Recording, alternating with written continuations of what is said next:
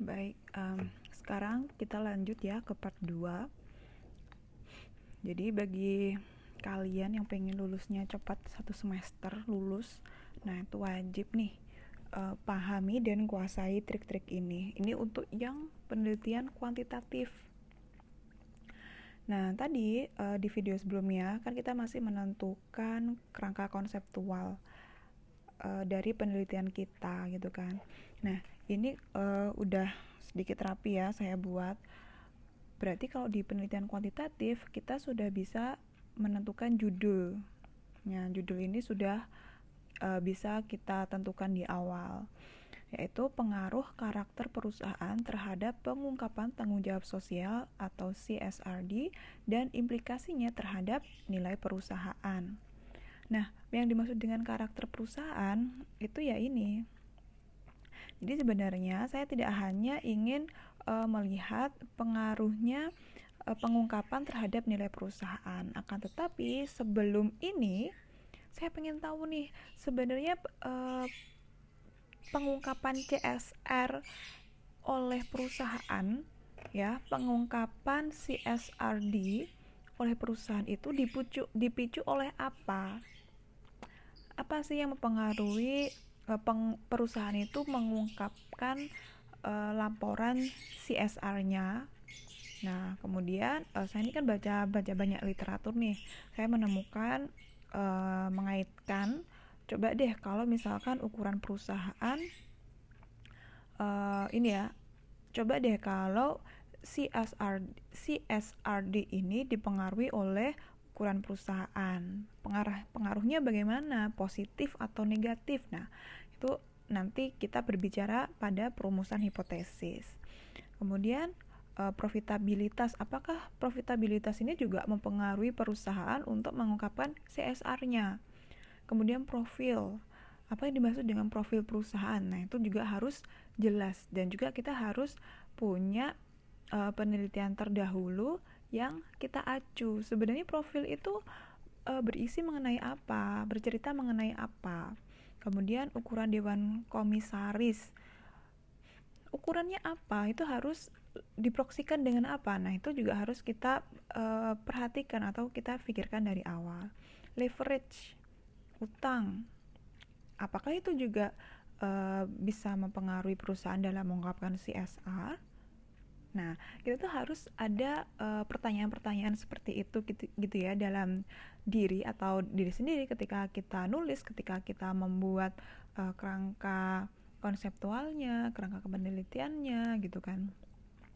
Apakah umur perusahaan ini juga sebenarnya itu berpengaruh nggak ya terhadap perusahaan itu mengungkapkan CSR gitu. Nah, makanya dari ini kita sudah memiliki 6 variabel bebas atau X ya. Berarti nanti ada sekitar hipotesisnya itu ada sekitar 6 hipotesis.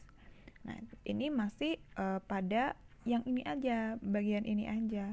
Nah, ini kan ada 2 bagian nih ya.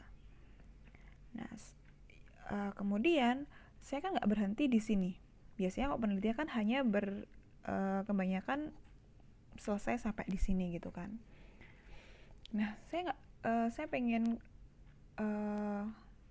memperbaharui gitu. Kalau penelitian sebelumnya hanya sebatas pada pengungkapan CSRD, nah saya tuh pengen bagaimana sih sebenarnya pengungkapan CSRD ini terhadap nilai perusahaan, pengaruhnya tuh bagaimana? Apakah bisa berpengaruh secara signifikan atau pengaruhnya negatif atau pengaruhnya positif? Nah, makanya saya buat di sini nanti ada hipotesisnya di sini.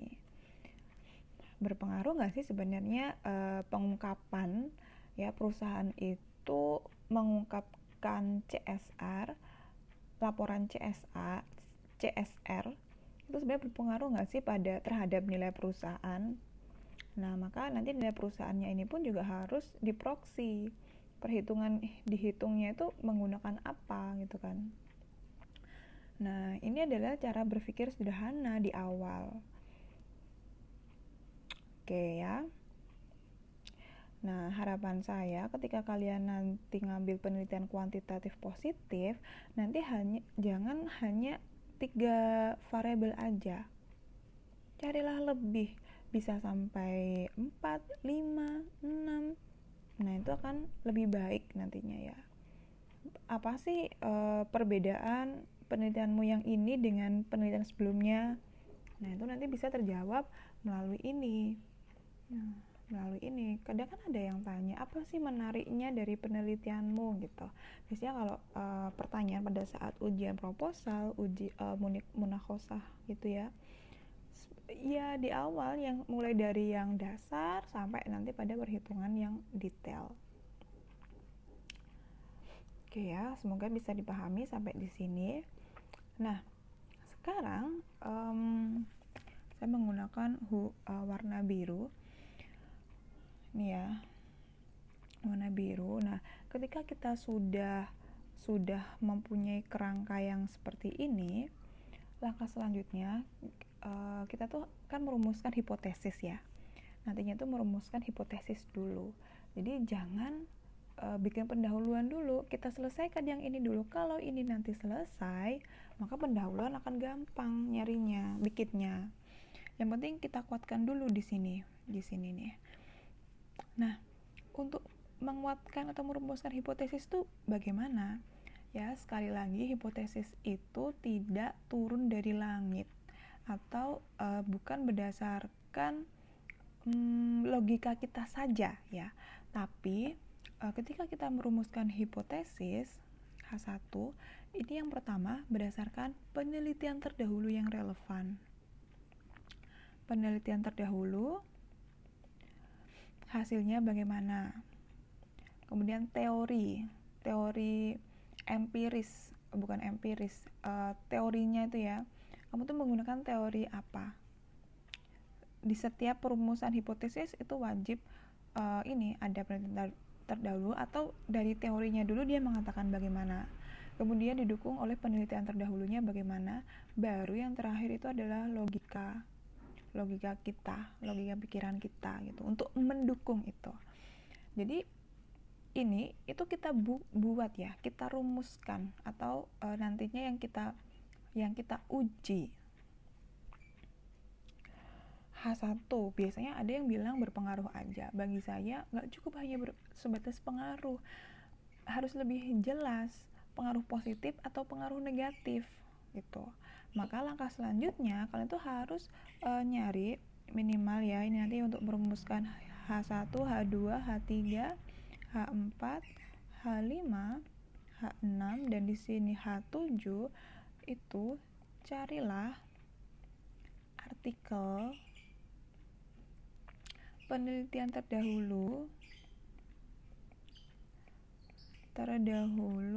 yang relevan dengan penelitianmu.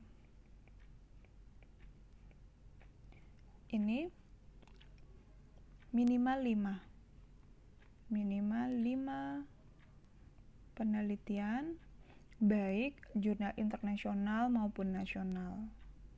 Minimal 5 penelitian untuk menguatkan tiap hubungan ini, pengaruh X1 terhadap Y. Jadi masing-masing ini 5. Nah, itu pasti akan aman. Dan kemudian ketika merumuskan hipotesis ya carilah penelitianmu itu yang mengatakan paling banyak itu dia tuh berpengaruh apa. Kalau mereka berpengaruh positif dan teorinya pun juga mengatakan ini ya berpengaruh positif, maka ya kamu harus nulisnya merumuskan bahwa ukuran perusahaan ini berpengaruh positif, misalkan gitu. Semakin kalau ini berukuran positif berarti nanti ada hubungannya gini, atau kalau ini negatif gini, ini positif lagi gini, ini negatif di sini positif misalkan gitu ya gitu.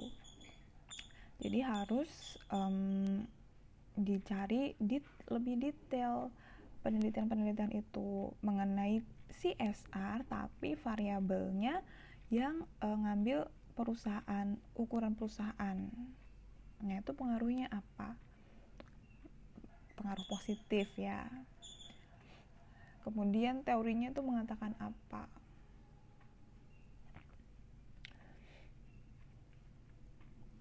gitu.